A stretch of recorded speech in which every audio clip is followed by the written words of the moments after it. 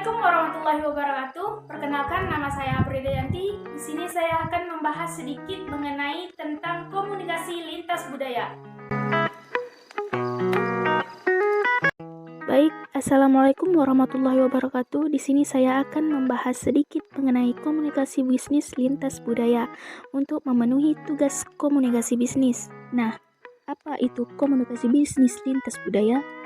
Bagi para pelaku bisnis, pemahaman yang baik terhadap budaya di suatu daerah, wilayah, atau negara menjadi sangat penting.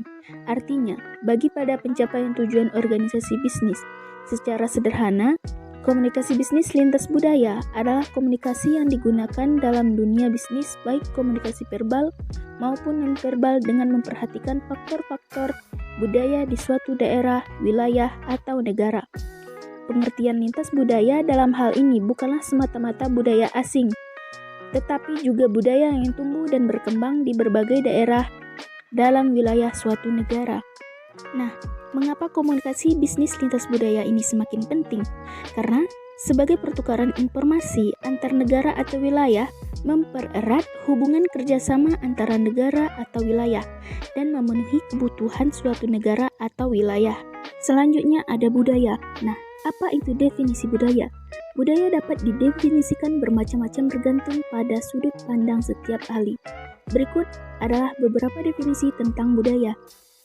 Menurut Lehman, Mr. dan Betty, budaya sebagai sekumpul pengalaman hidup yang ada dalam masyarakat, tentu saja banyak dan variatif, termasuk di dalamnya bagaimana perilaku dan keyakinan atau kepercayaan masyarakat itu sendiri. Sedangkan menurut Michel, budaya merupakan seperangkat nilai inti, kepercayaan standar, pengetahuan, moral, hukum, dan perilaku yang disampaikan oleh individu-individu dan masyarakat, yang menentukan bagaimana seseorang bertindak, berperasaan, dan memandang dirinya serta orang lain. Selanjutnya ada komponen budaya. Budaya mencakup berbagai aspek kehidupan manusia, terutama yang berkaitan dengan dimensi hubungan antar manusia. Meskipun bentuk dari setiap komponen budaya dapat berbeda-beda dari suatu tempat ke tempat yang lain. Nah, komponen budaya memiliki beberapa komponen. Yang pertama ada budaya material. Teknologi. Teknologi mencakup teknik atau cara yang produk yang dapat digunakan untuk mengubah atau membentuk material menjadi suatu berguna bagi masyarakat. Yang kedua ada ekonomi.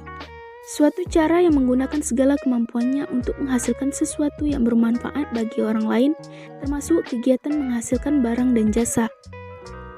Komponen yang kedua ada organisasi sosial. Suatu lembaga yang berkaitan dengan cara bagaimana seseorang berhubungan dengan orang lain, mengorganisasikan kegiatan mereka untuk dapat hidup secara harmonis dengan yang lain, dan mengajar perilaku yang dapat diterima oleh generasi berikutnya.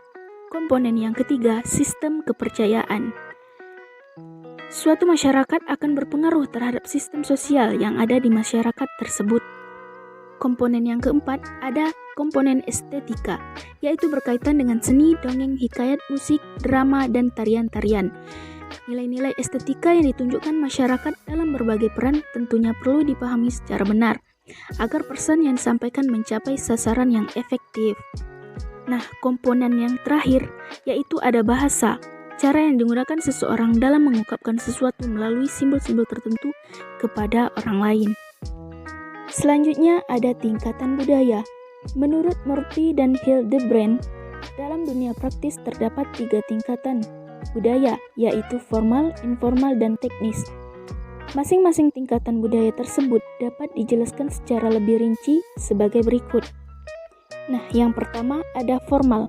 Tradisi atau kebiasaan yang dilakukan oleh suatu masyarakat yang turun-temurun.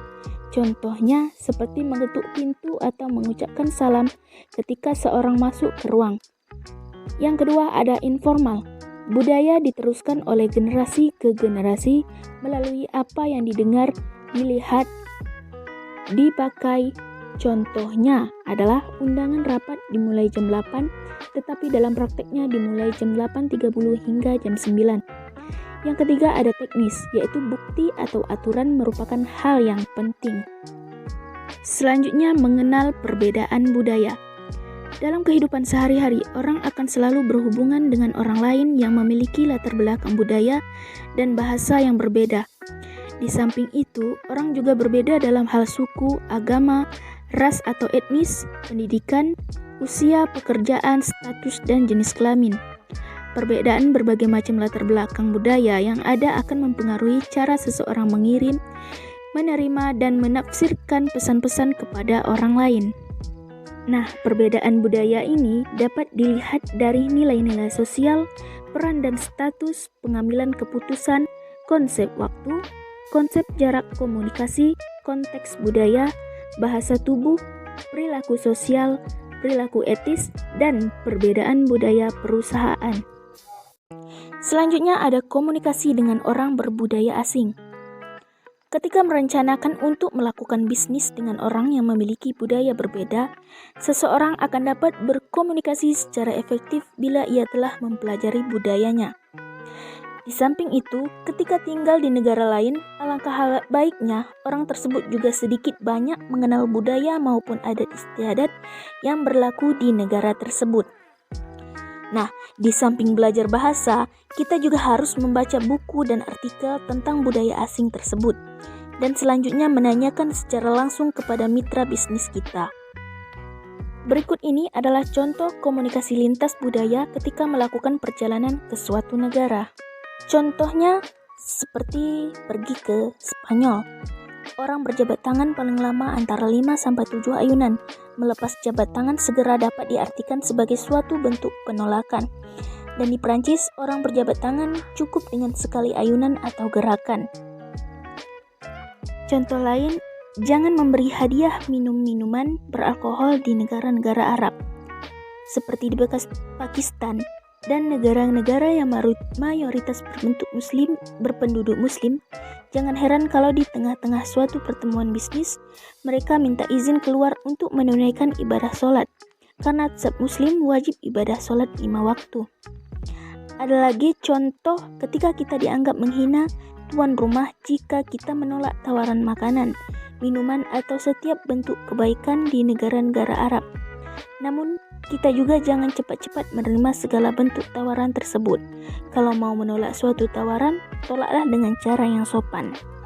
Yang terakhir ada tekankan usia perusahaan kita ketika berhubungan bisnis dengan pengusaha di Jerman, contohnya Jerman, Belanda, atau Swiss.